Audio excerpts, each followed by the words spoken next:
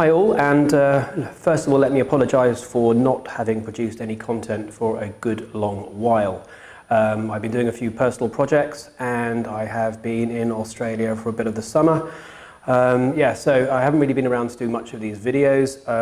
I am back now obviously, and I will be producing a lot more of this sort of content, and hopefully we'll be doing a few shoots out and about and stuff in the studio. A few reviews coming up. So there we go. Anyway, huge apologies. Right, what I really wanted to talk to you about today was my decision to switch from Nikon to Sony. As you can see, I've got a bit of Sony equipment here now, and this is really to go and sort of help anyone who's out there thinking about making the switch, and really for giving people reasons why I have made the switch and what it has entailed really. So I was running a D810, Nikon D810 full frame, a D500 as well. That's largely because I needed a backup, but also the D500's autofocus was considerably better than the D810s. And for a lot of jobs here in my studio and on location, we tend not to need the big file size of the D810. We've got a few clients that we shoot large, the bigger full frame for. But actually, the D500 has done us really proud. It's been really useful here, great for portraits, great for lots of other things. But one thing the D810 and the D500 don't do great is video, and I am doing more and more video work. Probably about 20% of my stuff now is kind of video, and not really intensive video. I'm not a videographer, but I've had to do stuff for schools and other bits and pieces, and I find that the Nikons weren't great for that, so I purchased a Panasonic G80, I think it's G85 in the States, and that's been very good, but it has required me purchasing also another 2 lenses to go with that and the camera and the kit lens. So anyway, my D810 is getting, or was getting pretty old, and so it was due for sort of replacing. So I was looking around and thinking, well, what am I going to do? And I thought about just getting a D850, trading my D810 in. I understand that the D850 is better at video, maybe not autofocus in video, but certainly just at static focus, fixed manual focus, it's pretty decent. So I thought maybe that would be the way to go. And so I was costing that out and thinking, well, okay, what will I get for my D810, which is surprisingly little, and what would it cost me to pick up a D850 with the grip, batteries, etc., etc., etc. And that was going to be quite an expensive camera to buy. As good as it is, and believe you me, I really wanted one. It started thinking, well, okay, if I'm going to spend that sort of money, what else could I be looking at? So I thought, well, okay, if I wanted to go and have that sort of money, maybe I ought to consider getting one of these new Nikon Z cameras. The mirrorless Z, and yeah, that was also going to be quite expensive. I think the Z kit was over £4,000, and again with the trade-in and bits and pieces on the D810, I wouldn't be coming out of that shy of spending out 3, maybe even a little bit more, with the batteries and all the other bits that you need. And then I was looking at, well, actually, if I'm going to go down the Z route, would I want to go and have native glass, or would I want to go and carry on just using the adapter and my F-mount glass? And I think over a period of time I would have definitely wanted to go down the S glass route. So that would have meant me really purchasing some quite expensive lenses. I know Nikon haven't got a huge amount out at the moment. I've got a little bit of paper here because I was looking at the prices. But yeah, I mean, the S50mm 1.8, wow. I mean, that is just shy of £600 here in the UK. For a 50mm 1.8, I mean, that lens would have to be absolutely stellar. I'm sure it's very good, but it would have to be brilliant for me to go and shell out that sort of money for it. The 35 1.8, £849 here in the UK. I mean, that is jaw-droppingly expensive for a 35 1.8. And yeah, I would have had the 24-70 in the kit, but actually that's not the lens I kind of wanted. The lens that I would have really wanted would have been a 24-105, because I find that incredibly useful. That's sort of for a sort of standard zoom. So yeah, the whole Z thing, and then you're looking at maybe a camera that hasn't been tested, it's kind of new. What do? Do I just sit with my D810? Do I trade it in and go and do the Z thing? Do I get the D850? Or what are my other options? And so I had a look around, and yeah, you've got Fuji, brilliant cameras. Really like the look of those. The X-T3, fantastically good value. And the Sony A7 III is out there now, has been widely renowned as one of the better cameras out. And they've been well used by all accounts. Wedding photographers are using them, portrait photographers. Yeah, so, and it's affordable. It's £2,000 for the body. And I'm thinking, yeah, okay, that's all right, all well and good, but what about the lenses? The whole ecosystem of Sony seems to have this myth, or not myth, have this reputation for being very expensive. And yeah, they're not cheap lenses. However, interestingly enough, compared to, my little bit of paper again, compared to the cost of some of the sort of standard zooms, for instance, that you get with Nikon and Sony, if we went for the 70-200 2.8, and these are Sony and Nikon side by side, the Nikon is £2,549 for the FL version, and the Sony, this one here, is £2,499. So nothing in it really, absolutely nothing in it, 50 quid.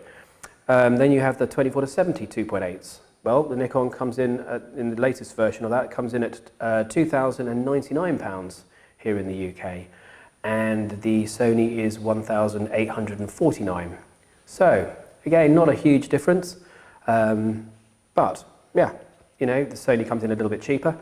Difficult to compare the 16-35 because Nikon don't actually have one. They have a 16-35 f4 and they have the 14-24 2.8. So let's go with the 14-24 2.8. They're both 2.8s. The Nikon is £1,899. The Sony is £2,299. So yeah, more expensive on the Sony part. But there's just not, over the whole set of those lenses, there's not a huge amount of difference. So in terms of ecosystem, if you're buying new, that is, not a big deal, not a big deal at all. So I kind of worked out what I'm going to do with my lenses, with my Nikon stuff, selling all my cameras, lenses, flashes, all the rest of it. I priced it up, kind of knocked off another few hundred quid, to say the least, because you never get what you expect to get for second-hand stuff. And yeah, I did the deal, really. I have sort of rationalised my lens requirements. To make this all happen and to get it affordable, I have decided not to just use primes and zooms. I have got a prime, I've got an 85 1.8 here, but I bought the zooms, the 2.8 zooms, other than the 24-70 2.8. I actually decided to go for the 24-105 f4, and I've now picked up the Tamron, which is considerably cheaper, and the GM lenses. So that's the 28-75 2.8. So I've got the 2.8 sort of zooms. I've got my beloved 24-105, which is a really good lens, and I've got my 85 1.8. So plus I've got the camera body.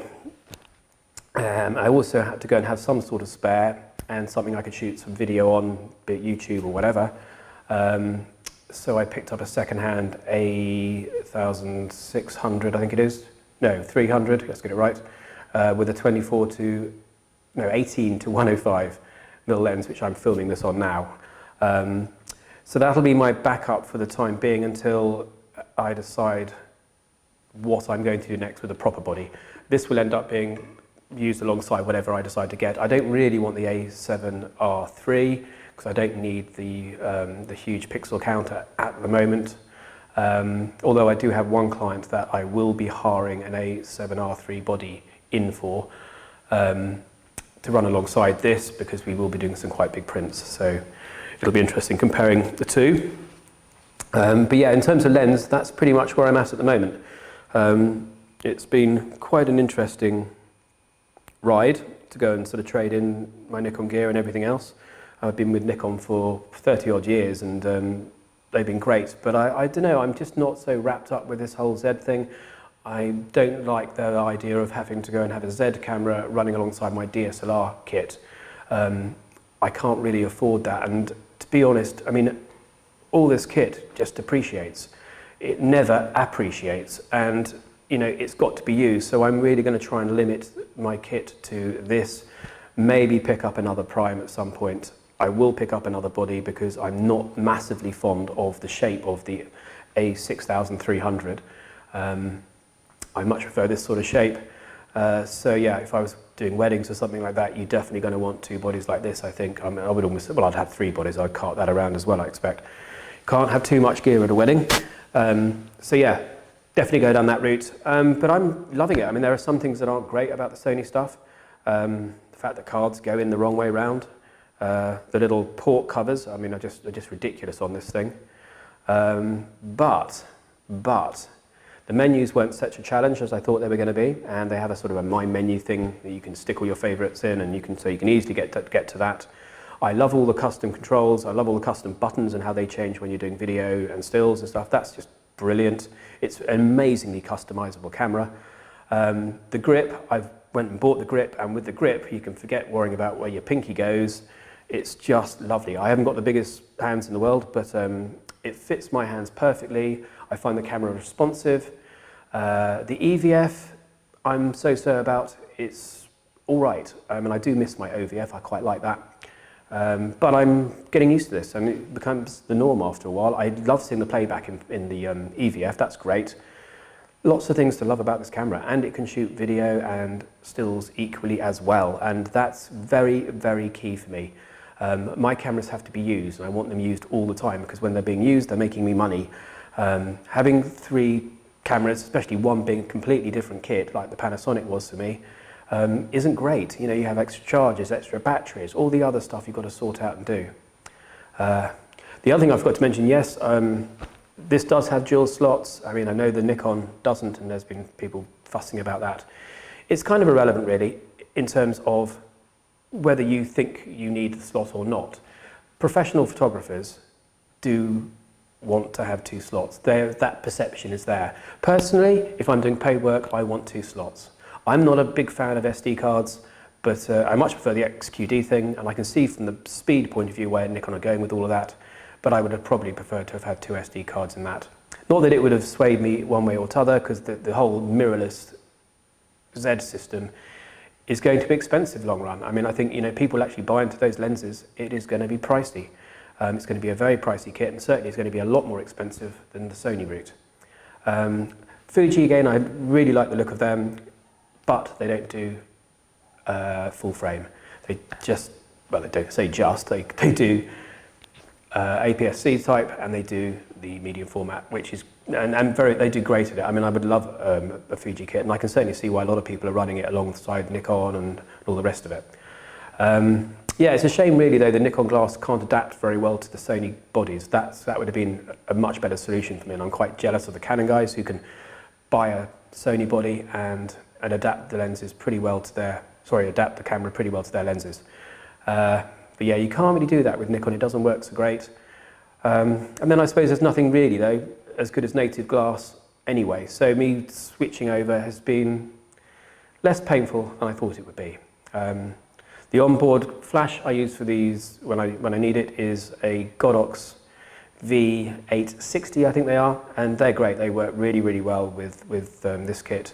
I don't miss the Nikon flashes at all, and in fact, overall, the lenses and everything else are really, you know, Sony are right up there with Canon and Nikon, and these lenses are up there with their very best. I'm more than happy to use this professionally.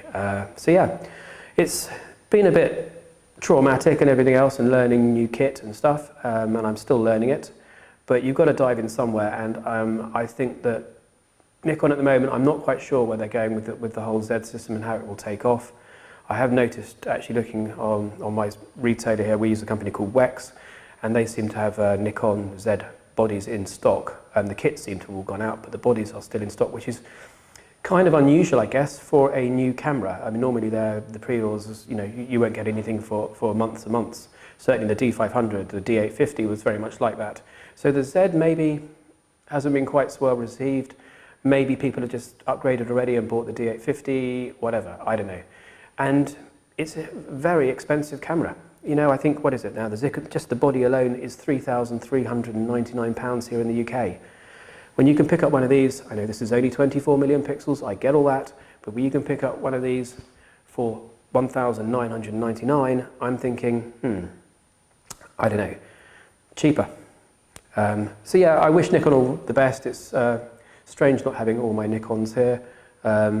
and I hope they go on from strength to strength, because more competition the more competition there is, the cheaper and the better the products will be for the likes of you and me. So there we go. Anyway, thanks for watching. This is why I have changed, and if you are considering it, I don't know, consider it very carefully. This is totally a business decision for me. I need something to go on with for the next 10 years, and I've sort of now allied myself with Sony. I think they're a big company. I feel very happy with my decision. If I was just doing landscapes or sport maybe, or something like that, I don't think I'd be changing. I think the D850 is the best camera out there. But for jobbing photographers like me, who do portraiture, a bit of landscape work, a bit of fashion, that sort of stuff, I think Sony are offering a really good package at the moment. Very professional, very good quality. Image quality is excellent. I can't fault it. Anyway, if you liked the video, please give us a like and all that. I will be coming back with some more stuff, as I said earlier, and hopefully we'll have a video a week, and we'll be doing some shoots in here. You can see how I'm getting on with the Sony gear, and I will show you warts and all as well, so stuff that I don't like about it, you will hear about it. Yeah, so anyway, thanks for watching.